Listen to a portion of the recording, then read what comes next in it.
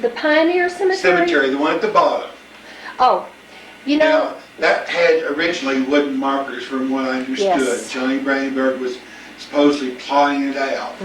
And it had a cyclone fence around it. It does still. Now, the one marker in it that's stone, or was Lily Smith. It's still there. And she committed suicide in what was Westerby's living room, what became her bedroom on the front. And you know, I had heard for a long time that somebody committed suicide in there. And we thought it was his wife, and then they said nobody committed suicide. And I'm like, Yeah. so I kind of blew it off. Oh, do you want me to give you that story right Yes. now? Oh, yeah. Okay. Grandview, which is across the street from the property we bought. We bought Horace Johnson's property, and a year later we bought the Miners Hospital. And so we bought the Horace Johnson property in '54. We bought the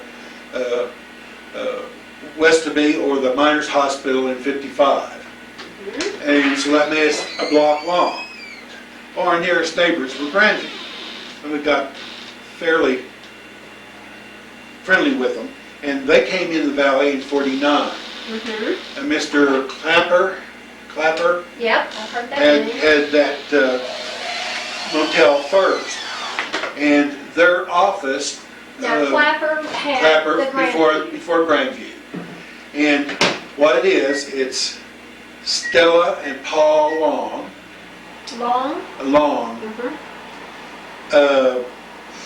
Grace Wallace and her husband, either Harry or Harvey.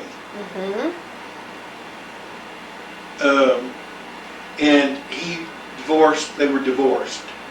Now, the connection is Grace was the sister to Paul, so they're related.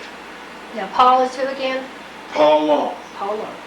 And they got to be friendly with Lily. Because she was, way down there at the end of town and no one was here, basically. And they would go check on her. And she got depressed, and of course she was up in age, and her finances were strictly welfare. And you got to remember, welfare wasn't that great. It came in '37, and I don't know what her dates are on her marker, but I'm assuming looked at it, but I don't remember. I don't remember either. I'm assuming she died sometime in the 50s. That sounds familiar. Early 50s. That sounds familiar. Now, the reason I say that is when she committed suicide and she took an overdose. Overdose of pills, I'm assuming. Whatever. And Stella and Grace came over to check on her the next day and they found her. And so I got that directly from Longs and Wallace. Grace Wallace and Stella Long. Okay. And they found her. Now, how old was she? Pretty much up in years at that time. I would assume she was. And of course they found her at Westby's, the old Miners Hospital. Now, the way the Westby house, Ed had laid it out this way. I'm going this way. I say the house faces south. The valley is not true. Right. So, what I call the west corner southwest corner, was the kitchen.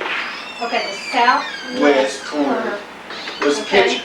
And it's just where they made those two little apartments on that side. I moved them around, so it's differently arranged than what Ed had. There was a front door where the outside window is now. And that was their kitchen. And it had the flue in when we came in. So we knew it was the kitchen. Okay, next on the southeast corner was Ed Westerby's living room. Okay. And that was changed when Lily had it to her bedroom. That was Lily's bedroom. That's supposedly where she committed suicide.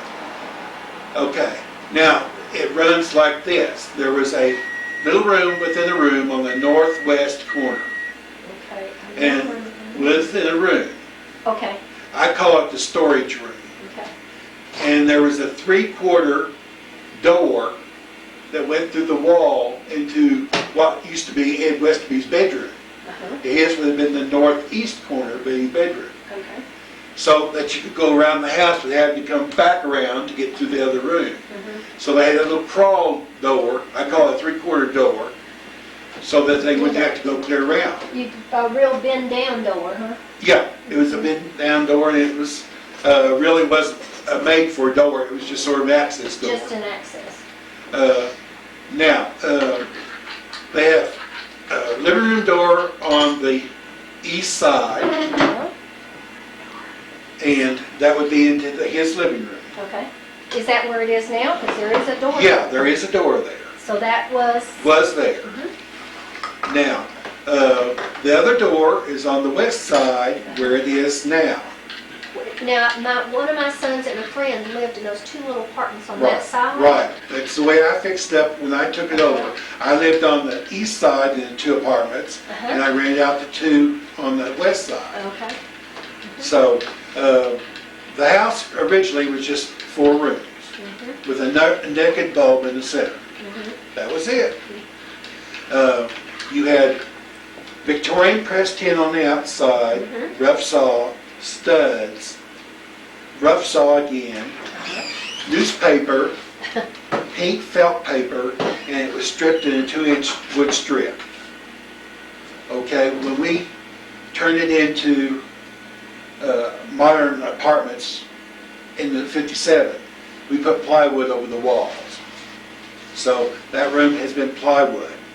Now when I remodeled in 78 through 80, I changed all the outside doors out. There had been a short porch on the west, and I filled in the front, on the front of it, and the back of it, made it into a full U-shaped porch. Okay. Now, everything that's across the back end is new. When my dad remodeled it in 57, we had 2 bathrooms, that's a shower, commode, and sink, with a hot water tank in the center of them between the 2 bathrooms. And then when I remodeled, I turned that into an entrance door and a closet in 78, 80. So the back side is not the original, it's what has been modernized from the outside. So that you have what I call a long U-shaped porch now. Right. Now, when I sold that in 87 to Pat and Chuck Richard, they decided they didn't like the rails, and he took all the railing down. It had a 2x4 top and a 2x4 bottom with spoke rails in between, about 1 inch square, and that's what he tore down. Now, when we bought that in 55, we bought from a Mr. Livesey. Now, How do you spell that? Livesay, Livesey, or EY, I'm not sure. It's misspelled in the abstract, and Pat and Chuck now have that abstract, the old one. And really, you should have an abstract party sometime and have everybody bring their abstracts. Really? Because if they've had their land surveyed, it will show plotting of where the buildings are. But your abstract does not, in words, tell where buildings are. No. It's just But if you've got plottings or plattings in there, it's just on the abstract. on some of this modern abstracts, it'll show you where the buildings are. Because every building in town, I think, has been moved one time or another. The hospital supposedly was rolled down on logs from Hospital Canyon, Right. supposedly, and moved to where it is, and it sits directly on the ground. Now, do you believe that that building is the hospital or the little shed that was behind it? Now, I've always been told that the Victorian house in front is the hospital. Is the hospital? Now, everybody else refers to it as a hospital, I know. but I refer to it myself as pest house or contagious ward. It's where they put people that had typhoid fever, smallpox, diphtheria, whatever was a major disease, and they wanted to get them away from everybody. You got to remember, they used to put signs on the door back in Oklahoma that said quarantine when you had chickenpox. Remember? Well, I don't remember seeing it, but I knew about it. Okay. So to me, Red River Miners Hospital is the misnomer, but that's what everybody knows it as. It was the hospital, then it was Ed Westaby's, then it was Lily Smith's, then it was Ruth Jeffers. So Lily got it after Ed? Yes, and I don't know how she got it. I just thought Ed took her in, and then she died while he was there. No? I have no idea on that. I heard that her name Margarita and Ed are both married in the miners' cemetery there in Raton. I could be wrong on that. I was told by Winifred, and I don't know if that's correct. In Raton. In Raton. And the miners' cemetery there. Well, I always thought if she was there with him that he was alive longer than she was. No. She died first. He did, and then Lily. Lily was after. After, as far as I know. So somehow after. Because Ruth Jeffers is her heir, and that's her sister, and she's from New Jersey. Is Lily's sister. Is the heir. And then Livesey, and then Earl Pendley and my mother, Jerry. And then David Willis and Jackie and Paul Armstrong. Bought all that other part. The half a block by what is the charter school now. Right. And they renamed it from the Friendly Pendleys to Lazy Bear. Yeah. Okay. And it was still Lazy Bear when we came. Yeah, and I understand Paul Armstrong has cancer, and you should really maybe write them back in Hart, Texas, and get them to write out their history, because David and Paul have always been sort of partners in most of the business. Some of them David's by himself. I know he was in the Gold Nugget with Paul, and I always knew he had a partner, but I never knew who it was. It was Paul and Jackie Armstrong. And you might want to even write David and Mary Helen in Phoenix, or Tombstone, or wherever they are. What I ought to do is next time any of them are in town is do what I'm doing with you. Their history starts basically with 1969. That's when we sold it to them in October. And after that, my dad found out he had cancer. So we had the motel basically for 15 years. Okay, starting with the 50s. The Frys came in about the same time we did. They came in 52. We came in 54. The Taylors, or Brian's staff, Maxine, came in 54 too. Brian's staff. Now they had Patrick's. No, that was her parents. That was Maxine's parents. And that's J.B. and Velma Carnett. They were kin to Virginia and... They had Ponderosa. So the Cornetts actually... Carnetts. Maxine is kin to them. And it wasn't the Grindstaffs that had Patrick's. No. Maybe she inherited it down the way? I don't know. That's something you'll have to clear up with Maxine. She's up here. While I'm on it, her first building was next to Fink's Grocery, and it was a low one-block building. And Fink's Grocery is this thing that's an apartment deal.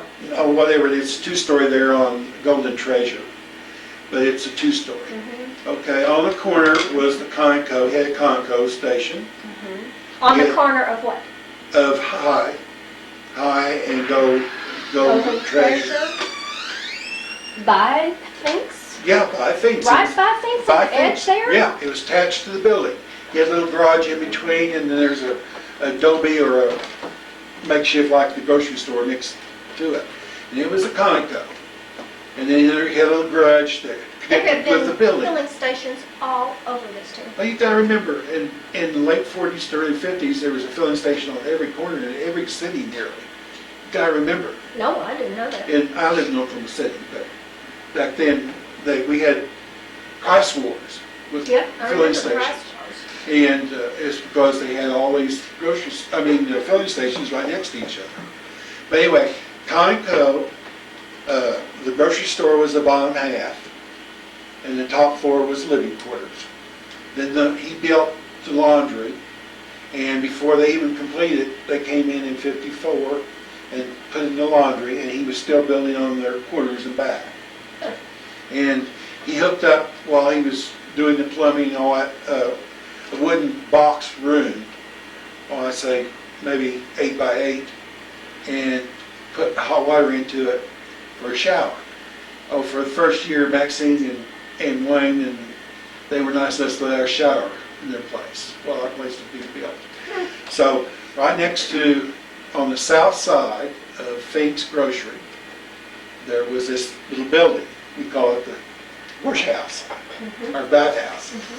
And that was where Lucy had her flower garden. She had the prettiest roses. Now, On that Lucy- south side, Fink. Okay. Now it's Lowell, Lucy Fink, and they had his son George.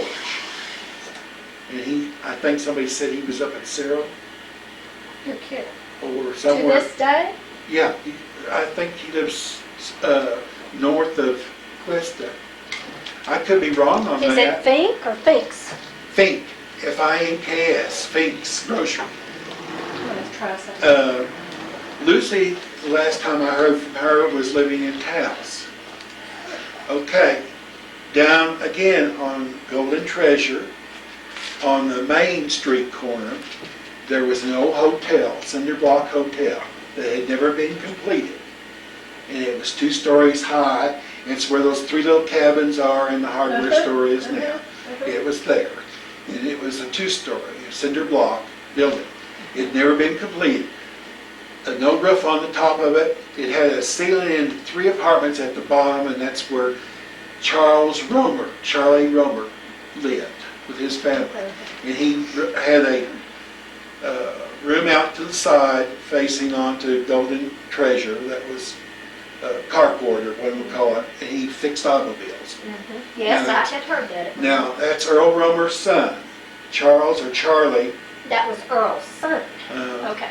And they lived, I don't know, in Raycon, I think is where he lived. Now, Earl Rummer is one I say lived on High Street next to Bitter Creek Stream.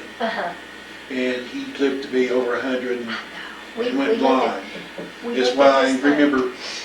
And I knew his wife back.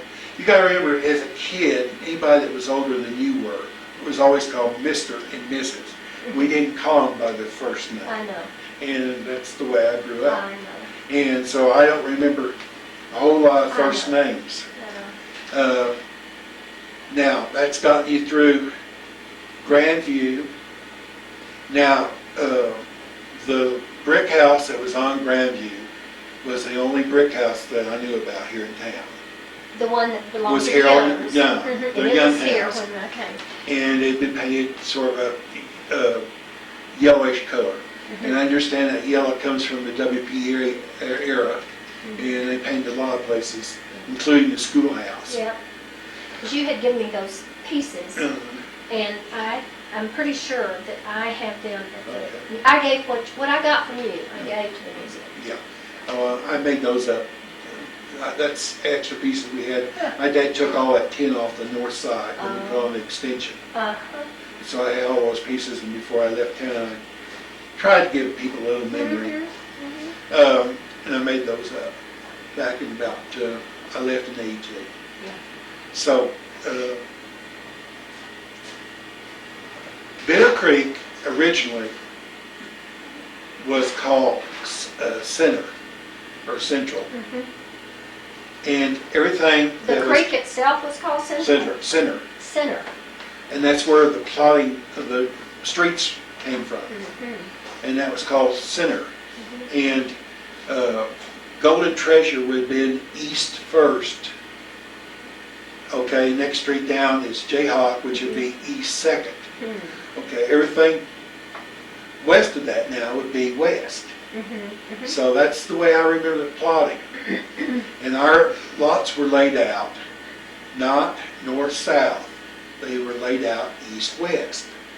Our property was block 7, 1 through 6. You see? No, 1 through 5.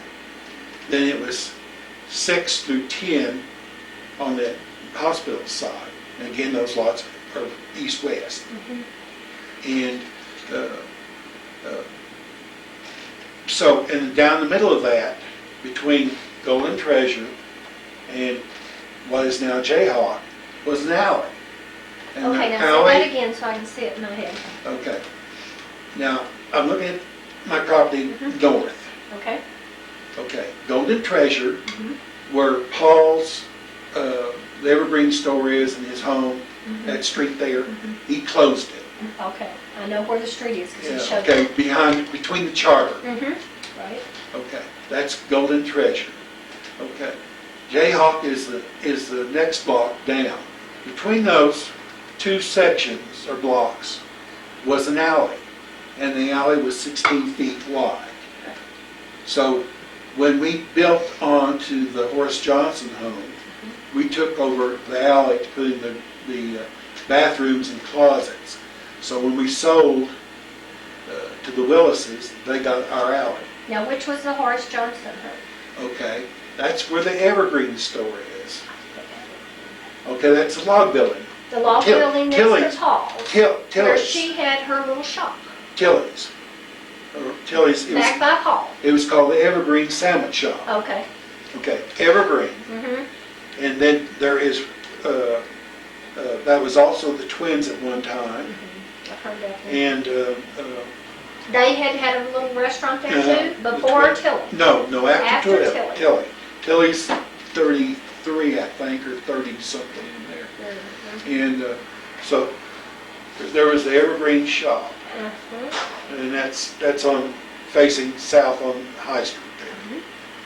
Then Paul He built that. Built that, and I can't give you a date on it, Yeah. but it's part of that.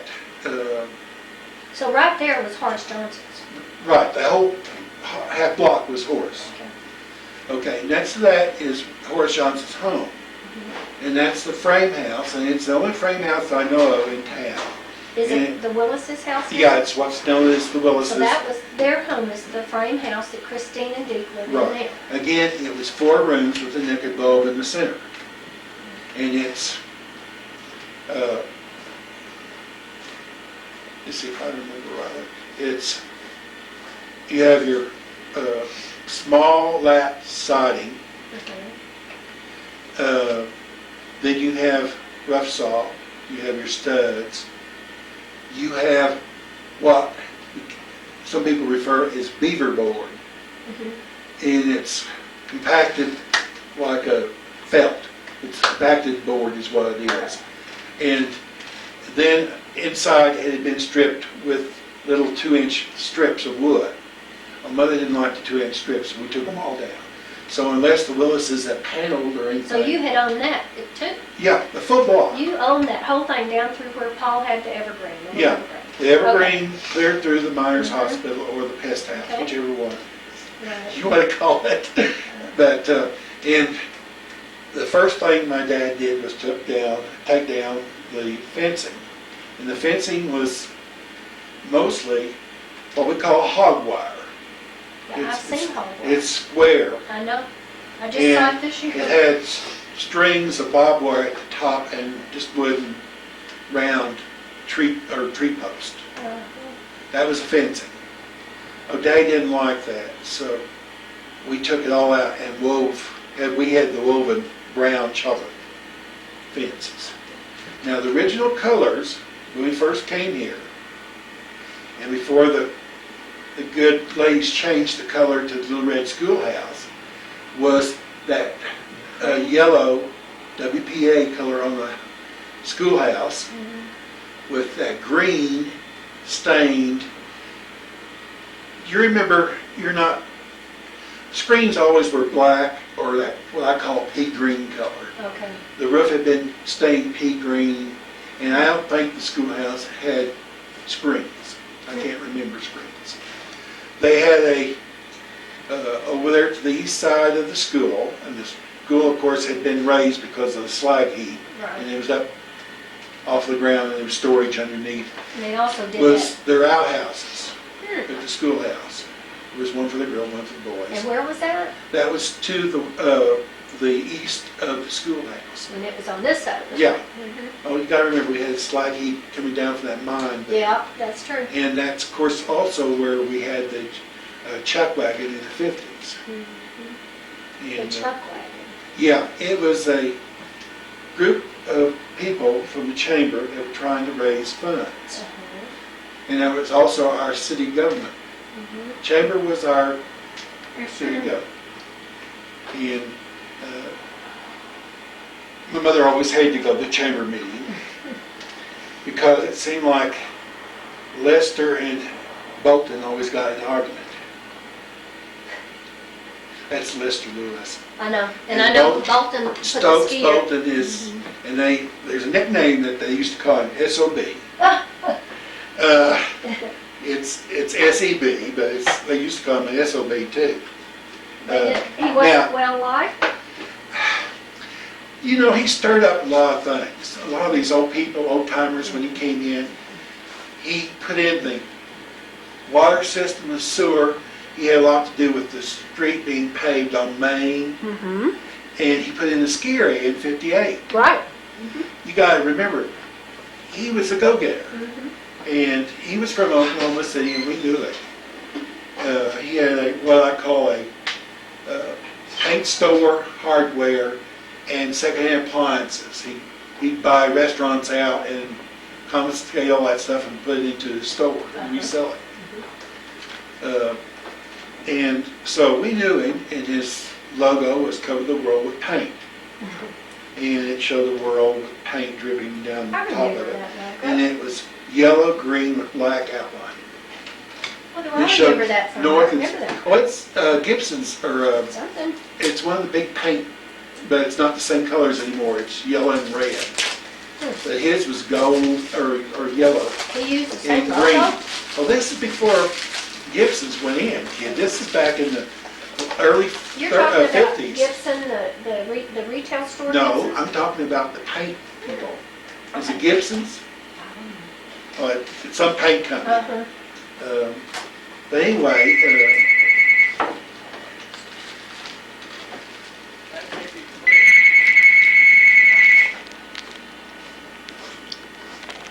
I'm not sure where we were. What do you think? I don't remember. okay. Can you come down here? Let me. Okay. Here's when the schoolhouse was painted that in the 30s. Creamy color. Creamy. He call it WPA yellow, and it faded to a creamy color. Oh, okay. And then they stained this green, The roof was and then there. your flagpole was there. Okay, you all in the 50s is when you all redid all this little red schoolhouse deal. The women's club, I believe. Yeah. Did that. But the schoolhouse was really not red to No, begin with. I knew that. And, okay, the Myers Hospital, when we came in, was painted Battleship Gray. And that was because of the Molly mine down at the Molly, you know, the mine. During World War II, they had guards there because it was used in platings on tank, and it was one of those things that was necessity for the military. So the house was painted Battleship Gray. And Battleship Gray is a dark gray. It's not a pretty gray. There's no way of explaining it. It's not like your pants and your clothing. It's dark. Now, the original house had a corrugated roof on it, and I replaced the corrugated roof. I guess it was about in the 80s sometime. But that was the original roof that had been on, and I changed out all the windows. The windows originally were that wavy glass. It was 2 over 2. It had little pins in the wooden frames that you could lock them. Okay, now this siding is the same as the red schoolhouse. Is there Yes. anything that goes with that? What is I it? have no idea. That's the We've Victorian. heard this is after. Okay. Now there was 3 buildings that had that siding. And I mentioned the other day, and people forgot, where the Lazy Miner is on Main Street next to Bitter Creek. There used to be a restaurant there. Okay, when they tore it down, it had, of course, that peel or the log siding on it. But inside of it, they found that square Victorian tin. The same stuff. Same stuff. But the siding was on it, on the outside of that tin? Yes. So they remodeled where it looked rustic. You got to remember, people wanted everything to look rustic and not real slick. So where the Lazy Miner was actually a restaurant, and they tore that all down, and what's there now, you know, I know it was added to an And I think Real Colorado owned that. I'm not sure. You got to remember there's the Gallagher House and the Pratt House and all that mess through there, and I don't know that much about that. And you know, I had also heard that a cabin was moved over from Real Colorado and is in the center of Patrick somehow, the cabin. Is that, do you have any recollection of that? No. When the Carnets bought Patrick's, Maxine, after Wayne died, by the way, he had a heart attack and died during his sleep. Because Wayne is Maxine's husband, first husband. Oh, okay. Grindstaff is the second one. But anyway, they had been over at our place saying goodbye to us until we got back to Red River. We were getting ready all to come back to Red River, and he died the next morning. They had coffee at our house and dessert before he died. And but anyway, Maxine, I think, was there. You know, I checked this out with her because I'm not. You gotta remember, what did I care about dates? I was a kid. I know. And but I think they were there 3 years, and then they moved over and bought the vacant lots next to Bitter Creek on Main. Okay. Now, Patrick's was there and owned by the people that were called Patrick's. The Carnets bought it. And somewhere in there, Maxine's in there somewhere, but I can't give you any information. It's you're going to have to check it out. And then Mel and Ann Thompson. See, I was thinking that when you were saying Maxine, it was her parents that owned it, the Carnets. She is kin to the Carnets through her husband, her first husband? No, JB and Velma. Is it Verna or Velma? I can't remember. It's V something. That's her parents. Her parents. Maxine's parents. Maxine's. And their last name? Carnet. Okay. And they're related to Ponderosa. Now, people of Ponderosa now. Even now, because Nancy and another guy. Oh, okay. Carnets are Carnets. Okay, they're gone. I didn't know that. But anyway, here, this has to be taken after about, say 55. Because that's when we put up the woven fence. Okay. So I see that. See that woven fence? Now, I'm the one that put up the cyclone fence, and that's 78. So, and I had it surveyed at that time. Now, see, there's that little cabin. Yeah. Now, I've also heard that this was called a hospital. Now, this down here was his barn for his horse. Now, my dad put doors here and doors here. What it is two cabins that they pulled together with logs. Okay. So it's like a breezeway in a way. What they called it, a dog trot. Yeah, but he pulled them together so it'd be one long building. Okay. They were separated with the dog trot, but he put them together. Okay. Okay. And that's the cabin that was behind what they call the hospital. Hospital or west of it. And it's gone now. They have moved it. Bruce and Sherry Chain have it, and it was given to him free. I think they gave it to him. They said so it could be an artist, something that bought that. But we had never done anything with the stucco. The stucco that was there was the original stucco. The chinking. Chinking was the original.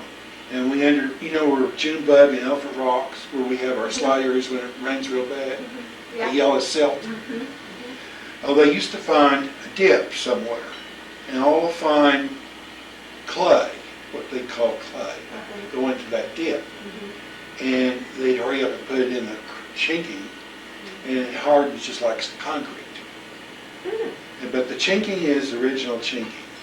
Okay, there's a window here, there's a window and a door here, there's 2 opening doors here and 2 opening doors here. When I had it, I put out an extension here to put a car in. Oh. You have a brown extension comes out here. Okay, this was the horse barn. It has a, what they call The a one horse. to the further west was the horse Yeah, barn. it was the horse. And it had a little window that flipped open for the breeding for the horse. When we were here, it had a manger, full manger across that north end. And it had your tie bar or rain bar, or whatever you call it. And you could see where the horse had nibbled at it. But now, basically, when we bought from Livesey in '55, all that was on there was the barn, the Westerby house, and a WPA bathroom or outhouse from '33. That WPA outhouse we gave to the city when they had a rodeo down Lewis's pasture. And if you're not familiar with the WPA, it's concrete flooring. It had a sort of a box concrete, then a wood area that came over the top of it, lid and surrounding. And then there was a tube for venting that went out the back. And it was covered in the log stripping with just studding around it and the door on. No half moons, no stars, no fancy, anything like that. Now, I understand before Livesey pulled in his trailer house, and that trailer house came up dirt roads from Albuquerque, and it was an extra long one. They had to come through all of down there, Santa Fe, Espanola, Cuesta, and they came up our dirt road. You got to remember, when I first came in here, there was dirt road clear to the house. It wasn't paved. So they brought a trailer, an extra long one. It wasn't double wide, but it was long, considering the area. You know, it wasn't one of these little dinky trailers that they pull. Now, you want the gossip? Yep. Okay. My dad always knew that he was going to build a motel. So when he had a chance to buy Horace Johnson's, we paid $5,400. When we bought the Livesey next year, we paid $5,500. Now, here's the gossip. Livesey supposedly got in trouble playing with the gamblers here in town. And his wife hated it. Most women up here either hate it or love it. And there's a lot of divorces the first couple of years. That's right. And everybody that overdresses here gets pneumonia the first year or two. Those are just little remarks that a lot of people get pneumonia because they overdress. Up here, it's better to be a little cold than it is to be overheated. But anyway, that's neither here nor there. So where his trailer was running south to north along. I understand there had been a barn of some sort. Now, was that beside? That was beside the Westby or on the west side. On the west side of the little hospital. Okay. Okay. Now, behind the Horace Johnson place, the first thing my dad did, there was a double-story barn where the two-story, what we call our Sun Air apartments are. At the very north back, there was a double barn with 2 doors. No, 2 open doors, 2 of them. And the first thing my dad did, because my brother was 12 and I was 14, he didn't want us in the barn playing. So he tore down the barn because it wasn't in very good shape. It had been there for a long time. Now, the frame house supposedly had gone in the 20s, and I don't know when the barn went in. That's the Johnson place. Okay. That little evergreen. Yeah, and the whole thing. But anyway, there was a 2-story barn there. And to the far east of the barn was their ice house. And they did have an ice house, and it was planking on the outside, rough saw, then they had tar paper, sawdust, rough saw, tar paper again, and the same for the floor and the ceiling. And it was a low pitch ceiling to the back, to the north. And it had one door. And it was the low part was to the north. To the north. It was slanted roof, and it had one little door on it that had some sort of framing on it, I can't remember. It had those old big wide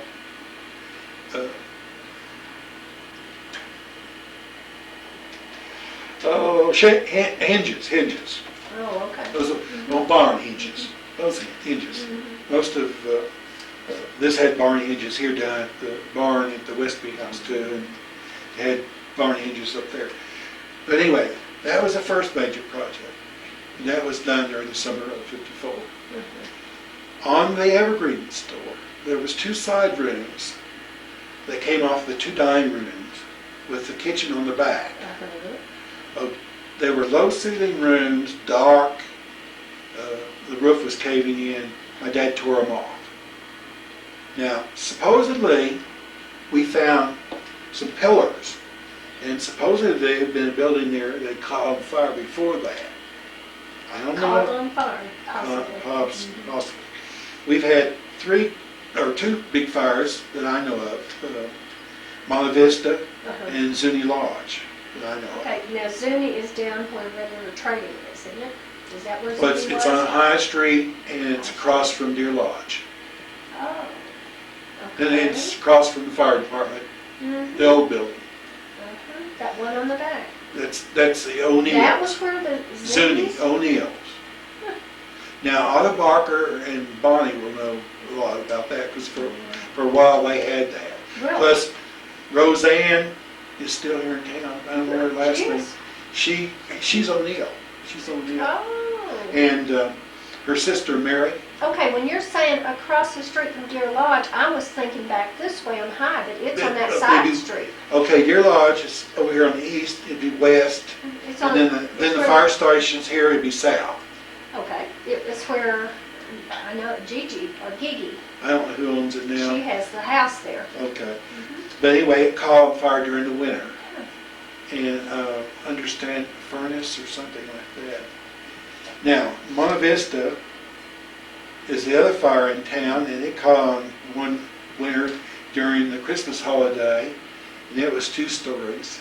And it was so cold, the lines froze, and it's the reason it burned. They were trying to bring water. Now, that's where the house bank was. Yep. And Now, that's... Sentinel. And the Sentinel, okay. But that's where Monte Vista and Russell's. Yes. Yeah. Yeah. I know. Okay. Now, the post office, I remember there was 2. Dolly Johnson, down at Pioneer. Okay. And then Prunty, Right. Wigwam or whatever you used to call it. Okay. Now, we're back to Horace Johnson's, those 2 rooms we tore off. Oh, yeah. Okay. In those 2 rooms, we found the square tables from the Evergreen store. They were just tapered legs, blocked, just square tables with a patch of that linoleum that was cream colored with the marbleizing through it, red, green, in the center, top. Well, there was 3 of those. Because I got 1 or 2 from you. Okay.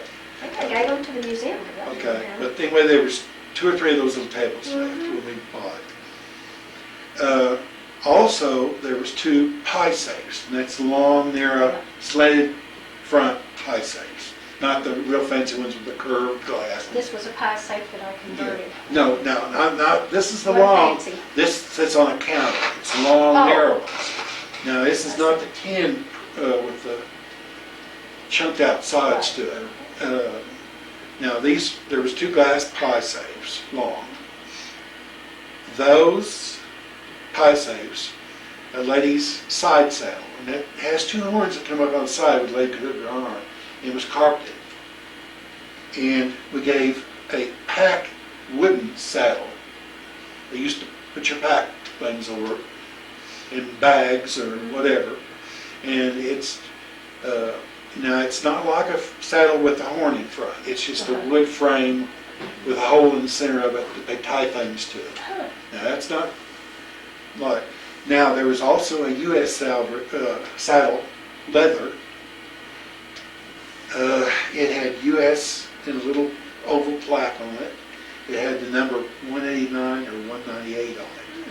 Now I took that home and my dad decided to have a garage sale, and put it in a garage sale. But it was a U.S. saddle from the military, and I don't know, Fort Garland or Glorieta or where. Now, that saddle, the pack saddle, the lady's saddle, were all in a trunk. And the trunk had broken down, so Daddy threw the little thing was. And that's the reason we tore the building down, because it was leaking. But Bob has supposedly two of those saddles in the pie safes. In that, in either the black cabin or all those little cabins to the side. I know they're packed. I know. And I've been talking to him about it. He says, see, the only one he has living is some cousins of Hester's up there in Alamosa. And they don't even write. Send him Christmas cards or anything. That's what he told me.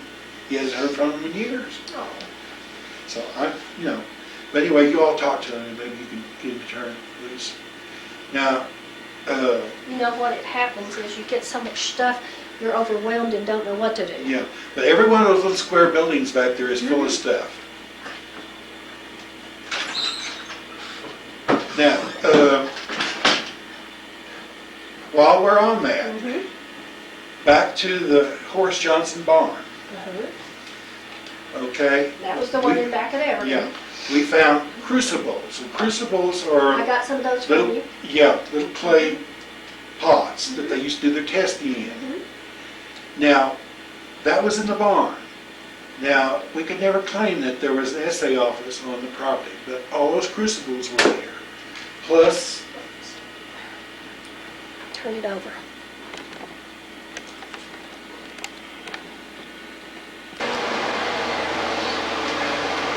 okay, we're back to the two-story Horace Johnson barn. We found crucibles, and I gave some to Mary Helen in the museum at that time when I left in '82. There also is a little brass carbon lantern that goes on a cap that's polished brass, because my mother went shiny. And we found that Pioneer in the dump across from the Herman's Garden. So that's in the museum. But the crucibles, Paul Armstrong, when I closed out in '82, I had a garage sale all of August. I sold furniture out of my Westerby house and furniture out of my sister-in-law's Lancer double-wide trailer. But anyway, I had a garage sale going on between working and a job. But anyway, there was what I call an ore crusher. It was just a simple machine that had a wide web belt that ran off the back of a tire of a Model T or Model A or one of those old cars. They would take the wheel off and put it on the hub, and it would help crush the ore. That I sold to Paul Armstrong. Also in that was a front for a post office. Now again, we cannot claim that there was a post office on the property. But he had the front of a post office, and again we give that to Prunning.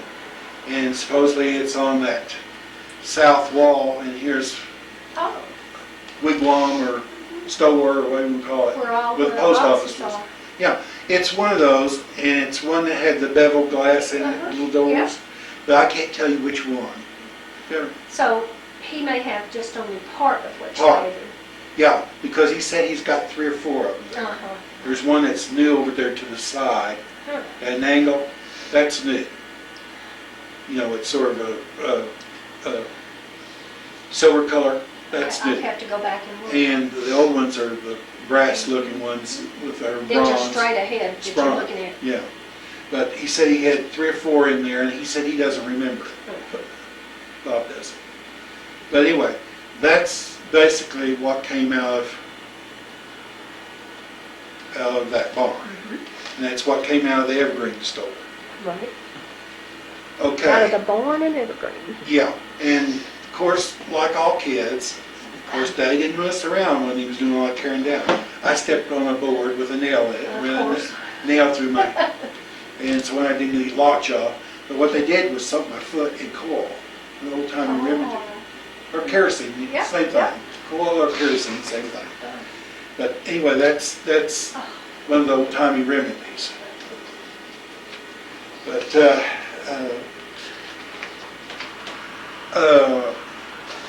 now, this I understood was the mining manager's home where Ruth Yeager. It was a what now? The miner's manager's home down at the mine, Uh-huh. and that's Ruth Yeager's home. Right. And We did a tour on that. That was really something. yeah, and she took very good care of it. I never did. Tell me about it. Man, it's still great. And so that's all I know about that. Of course, this is Lewis's or Millette. But you're saying the miner's major. He was the Major is a name of a no. man?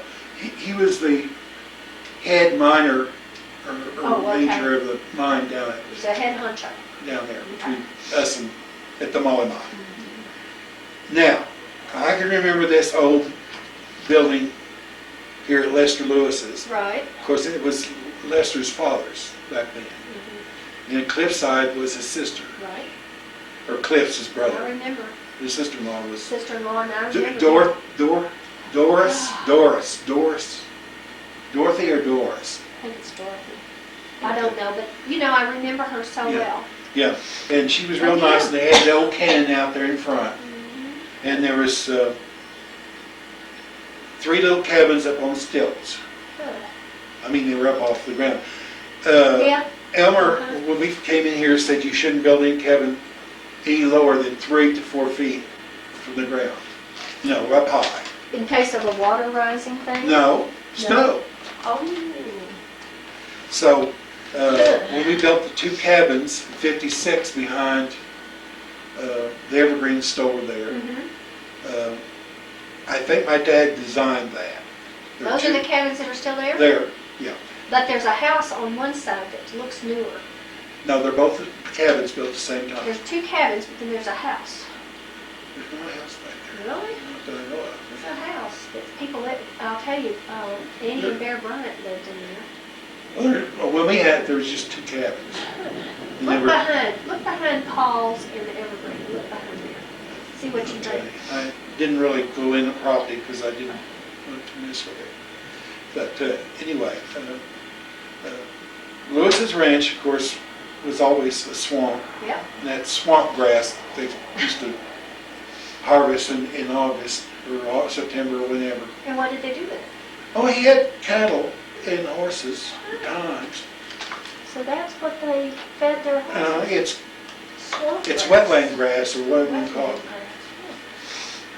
Okay, I'm going to say something and it might sound strange, but I don't think there's an inch that hasn't been touched by Moose's bulldozer in the stream. You can start up there at the what used to be Mirror Little Pond at Mirror Lake, past Middle Fork, turn off. There was a little pond there, we call it Mirror Lake. Well, it wasn't very big, it was just a little hole there that had water. A couple of years back, about 10 years ago, I think it washed out. So Yeah, I don't think they ever put it back. But anyway, I can remember the house up there. But Lester was born in 51, and I was born in 57. So you got to remember that's an age difference there. And remember, we didn't play with people that weren't our best. You were born in 57? Because I was born in 39. I mean, 37 rather, I'm sorry. Okay, there you go. 37, and Lester was born 31. in 31. Okay. I read his book, and Yeah. he's older than I am. Now, his group is Roseanne O'Neill. Really? Your kid? No, dating and playing with and Oh. going around with, and it'd be in that era. Uh-huh. Okay. Now, the Millette Canyon, of course, is behind the post office that everybody thinks of as a post office, other than the modern one we have now. Right. So, and I'm looking at places from the past, Uh-huh. and I don't know where this was. Let me look at it a minute. I think I know about where it was, somewhere around Lazy Manor area, but Yeah. I'm not positive. Somewhere on Main Street. That, you know, everything burned. That's Yeah. what I heard. Everything burned. Okay, the first time we came in here, we stayed at Rio, Colorado, 49. We stayed in a little cabin on the stream with my grandmother, myself, I'm Gary, and my brother Tuck, and my dad Earl, and my mother Jerry. And Mr. Booker had some sort of generating plant or generator, because there were certain hours that you could have electricity. But after certain times, you cut the generator off and you were in the dark with coil lamps. And who had that, Mr. Lewis? No, Rio, Colorado. Real Colorado. Okay. Okay, next time we came was at 51, and we stayed at Deer Lodge with the, I want to say, Campbells. And then we came in 53 twice, looking for property, and then we bought in 54. And last 53, I think it was the Heads. They had Deer Lodge. The Deer Lodge. How old is the Deer Lodge? Because I don't know a whole lot about the Deer Lodge at all. We know it's old, but historically, I don't know. I don't know. They've got double cabins that run east-west Uh-huh.